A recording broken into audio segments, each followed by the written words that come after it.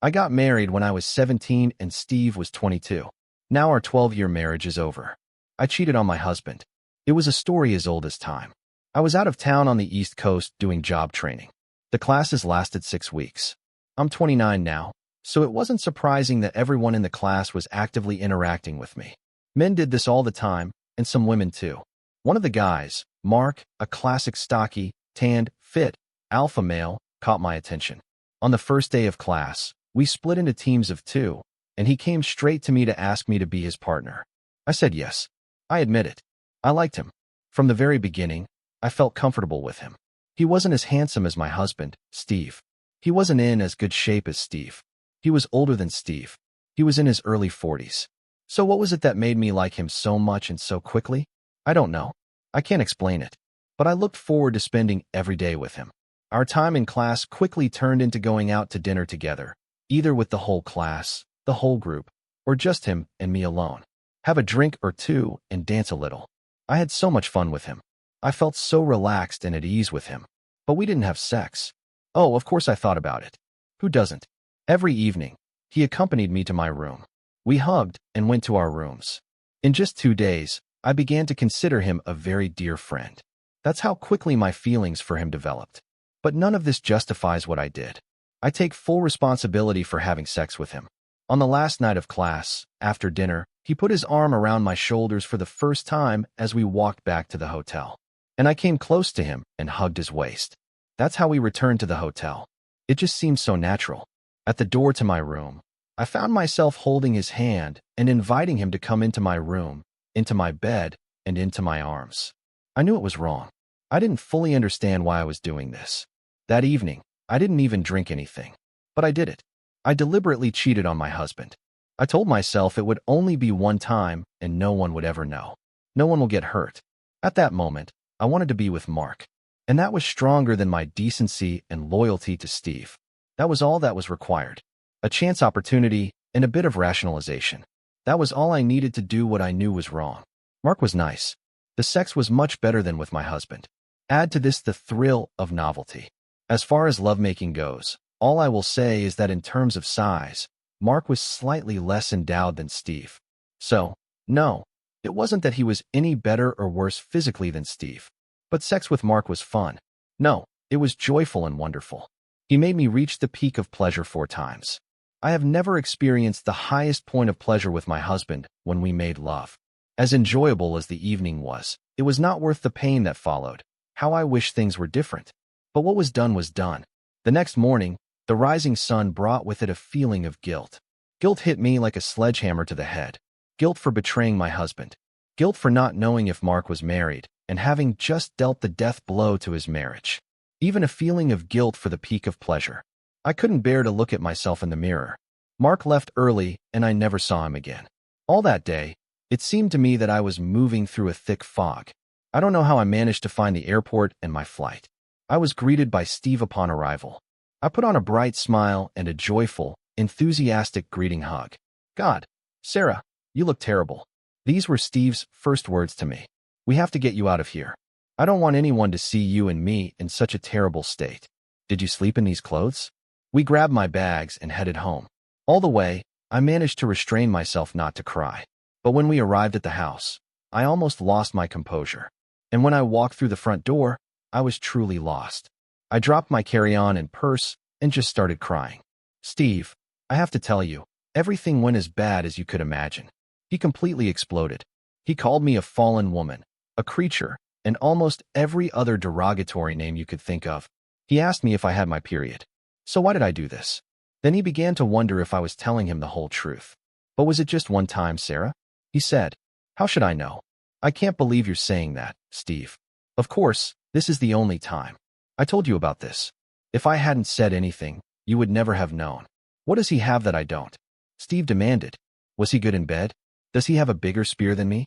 Was he prettier? What exactly did he have that I don't have that made you flush 12 years of marriage down the toilet? I don't know. But by this time, I already knew. On the plane, I realized what it was about Mark that made me abandon my marriage vows. He was funny. I felt good and relaxed with him.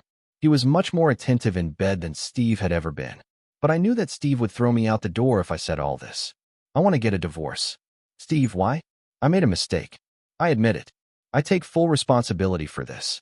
I'll do anything to fix this, I swear. I'm not interested anymore. I just can't believe you did this. Why? What does he have that I don't? Oh God. I was tempted to tell him. Spit it in his face. But I restrained myself. I don't know. However, Steve wasn't done yet. Am I not good enough for you? He again demanded an answer. Lord, what will all our friends and relatives think when we get divorced? Do you know what I will look like? Everyone will know that we were not a perfect couple. Does it really mean that much to you? Yes. God, how do you think we got to where we are? Because I worked hard to make our relationship perfect and keep it perfect. No, it's all on your conscience. I'll tell everyone that you cheated on me, so at least I'll have my reputation intact. Steve, I said pleadingly, can't you sleep with this for at least one night? I told you. And not even 5 minutes later, you're already talking about divorce. You're damn right it is. So just like that, do you not love me anymore? No. Can I earn your trust and love again? Can you forgive me? I will do anything to fix this. I can't forgive you when I don't know why you did it, because I don't know what I forgive. I don't want to see your face anymore. We're done. Why? I shouted. Because we had a perfect marriage and obviously that wasn't enough for you, and you cheated on me. You can't say why you did it. Therefore, it cannot be said that this will never happen again. Even worse, if you don't know why you cheated, chances are that whatever set of conditions caused it is still there, which means you can cheat again. So no thanks. I don't want my heart cut out a second time. But we know that this will not happen. We know. Fuck you, Sarah. Yes, I knew that you would never cheat on me until you did. So we don't know that it won't happen again. I feel like I can't trust you or anything you say, and I won't be able to live in this uncertainty. And I, of course, will not allow your dissolute behavior to affect my reputation in the eyes of society. Steve, this could be anyone's story, not just ours. This has happened to many couples, and they have been through it. This is nothing more than the same risk you would take with anyone you might marry. It's just life, and sometimes we have to put up with the terrible shit it throws at us. Steve, I swear to God, I'll make it up to you if you let me. It wasn't some kind of cataclysm. It was you who stabbed us in the back with your little mistake. And this is a risk that I do not intend to expose myself to a second time. You can't be serious. We wanted to have children. Well, they wanted to. Are you going to throw this away because I cheated once? Don't you want to have children? Become a father? If it were you who deceived, I would forgive you under such circumstances. I would try to figure this out. Figure out where we went wrong and try to fix it. No, it's not we who made a mistake. It's you who threw everything away, and there's a risk that you might do it again. But I will not do this. We already talked about this. You've already sworn once. Your words are not enough. Suddenly, I was overcome with blind rage. Damn you, Steve. Do you think you have it all figured out already? Are you going to throw away all of our time together and the family we could have created because of one time? Because your main concern is how you will appear in society? And then he started saying unforgivable things. Damn you, Sarah. We had everything. We had such a wonderful life. All our friends were jealous of us, and you go and destroy our marriage, and you can't even say why. You know damn well why you did it. You wanted this yourself. You were excited, tempted, thought you wouldn't get caught, and thought it would be fun. You ruined the life we could have had, and you can't even say why. So don't expect me to sign up for a sequel. And then he said it. The worst thing that ever happened. Thank God we don't have children yet. Thank God it happened before we got anything done. In that sense, it was a blessing that you were fooling around. So thank you, Sarah. I couldn't stand it. You know, maybe you were right. Maybe my deception was a blessing in disguise. Do you want to know why I slept with him? He made me feel good. It was fun to be with him. I could talk to him without my words being criticized and dissected. And that was before I slept with him. And you know what else? He was better in bed than you. He cared enough to make it good for both of us. So what if my fooling around makes you leave so I can find a better man? It was a blessing back then, and I thank God for it. Well, good news. You start weeding out candidates. That night he left home. We never communicated again except through our lawyers. And when the divorce was settled, he moved out of state and did not tell me where he had moved. His threat to tell everyone that it was all my fault. It turned out that it was just a threat. He didn't tell anyone we knew. Not our neighbors. Not our friends. Did he just not see the point in it? Or could he not allow himself to be looked at as someone who had been cheated on? For the next 3 months, I went to bed every night wishing I could just die in my sleep. And in the morning, when the sun rose again, it raised me. Kicking. screaming, and not wanting to live. It just kept going. No matter what happens, what we do, or how we might feel about it. I did my job on autopilot. I spent lunch at my desk in the office with the door closed, just crying my eyes out. But you can't cry forever. All sorts of shit happens, often far beyond what is possible. But life goes on. When my grief over what I had done passed, when my grief over my lost husband, my broken marriage, my lost chance at a family, and a wonderful life passed, I began to return to my normal self. Well, I will always mourn what I lost, and for the way I lost it, for the way Steve and I both lost it. But eventually, I learned to control myself in public. I began to rejoice when I saw the sun rise again. I started looking at men again. A few years later, I learned from his mother that Steve had begun to lose his strength. It became almost impossible to work with him. He was intolerant of any mistake or mishap. It ate into any project at work to such an extent that the project was paralyzed. He then made a series of disastrous decisions at work that cost the company millions. He was fired. He never married again. He became an alcoholic. Without a job and spending all his money on cheap whiskey, he lost his accounts and the bank foreclosed on his house. On the day he was evicted, he ran out onto the roadway and threw himself under a large truck. It seemed he couldn't even forgive himself, let alone anyone else. I cried for several days. It was like losing him, losing my marriage, all over again. Things could have been completely different. Everything could have been much better. With my wrong decision, I endangered our marriage and our lives. It was 100% my fault, forever. But Steve destroyed our marriage and his life because of his absolute unwillingness to forgive and because he was more concerned about his image in the eyes of every other person on earth except us. I cried even more because of all this. In the days and weeks that followed, our story became known to all our friends and neighbors. I wasn't going to lie about anything, not about myself or about Steve. Several friends blamed me and never spoke to me again. But the big surprise for me was how many of our neighbors and friends remained friends with me. They all told me the same thing. They never liked Steve. He was too much of a, look how perfect I am, braggart. He was always quick to point out what he thought was wrong with everything our friends and neighbors were doing. Everyone we knew, mostly socialized, only stay with us because they liked me. Most of our friends told Steve good riddance and that I was better off without him. One of my biggest supporters was my mother-in-law. She came to the house demanding an explanation. Steve, her own son, didn't tell her why his marriage ended. I told her everything. When I finished, she came up to me and slapped me in the face. This is because you cheated on my son. Then she hugged me tightly and said, this is because you got rid of him. Lucky you. I'm sorry I didn't raise a better man for you. We hugged each other and cried for over an hour. Tears were my most frequent companion in the days and weeks that followed. I had something to cry about, but pretty soon these tears dried up. Time heals all wounds. A few years passed and I got married again and was happy. I had a little boy and a girl. I have never cheated on my new husband, but then I never loved my first husband Steve the way I love my second husband Fred. This time, being older and wiser, I chose a man with whom I felt good, as I once did with Mark. A man who didn't have a perfection complex. They say that everything happens for a reason. I don't know anything about this. Quite often it seems like shit just happens and everyone catches it sooner or later. Could it be that what I told Steve in our last conversation was true? That my one-time episode of infidelity was my leave your marriage to a man who won't be a good father card? I thought Steve was the perfect man in our perfect marriage, but there were no serious checks. When did the inspection happen? He failed. Until I met Mark and spent some time with him, I never knew how exciting spending time with a man could be. Until then, I never realized how tough and unforgiving Steve was or what an inconsiderate lover Steve was. Or at least, I wasn't consciously aware of any of this. So, was my cheating episode my subconscious way of freeing me from this marriage? Or was it God's plan for me to learn what it was like to have an unforgiving spouse so that I would better appreciate my second husband and understand what I could lose if I never forgive?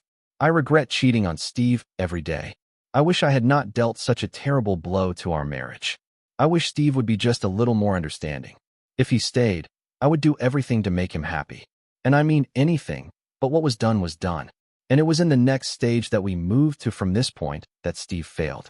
Or was it me who failed? But I would never have understood Steve's true nature if I had not made my terrible mistake. And once we had children, it would be too painful to leave.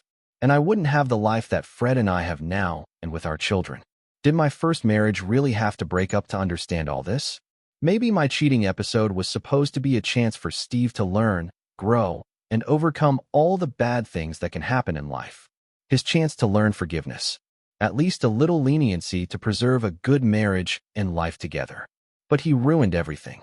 Without the ability to forgive, I don't think any of us will last long in this world. Steve couldn't.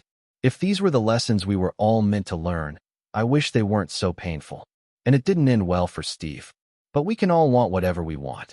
God has his own plans for us. We may not like it, but we must learn from it. I don't know. What I do know is that when my husband, Fred, returned home from a long trip, I saw that something was wrong. He admitted that he slept with another woman on the trip. I hugged him and said, "Fine. I understand how this could happen. We will find out what is wrong between us, what caused this, and we will fix it. We'll deal with that."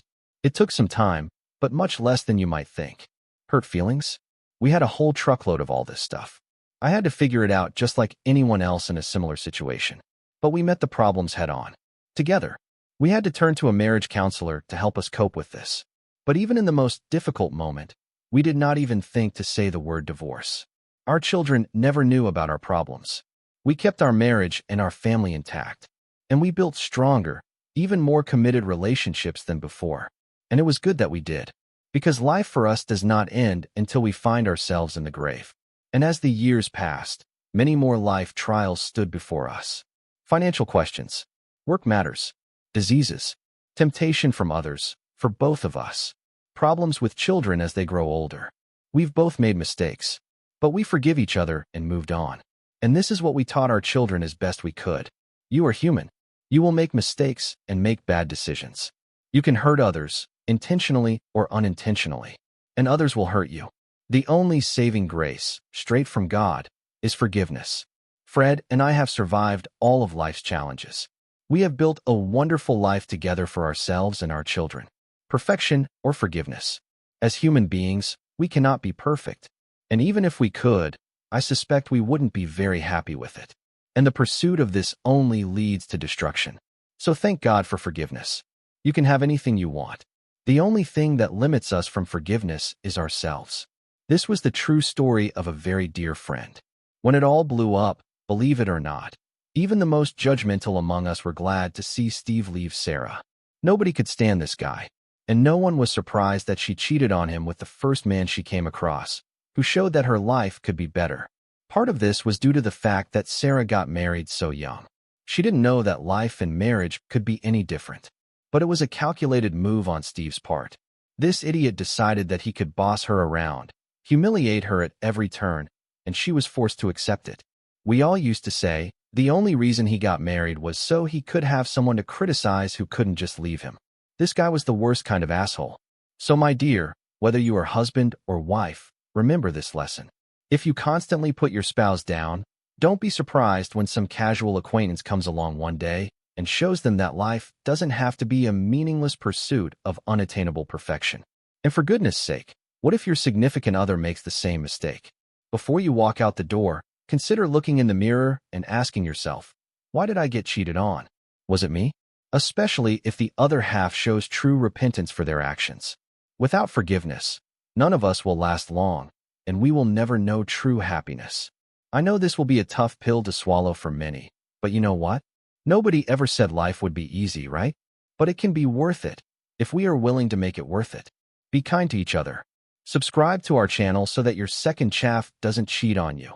And go ahead and listen to the next story, because this story is nothing compared to the next one.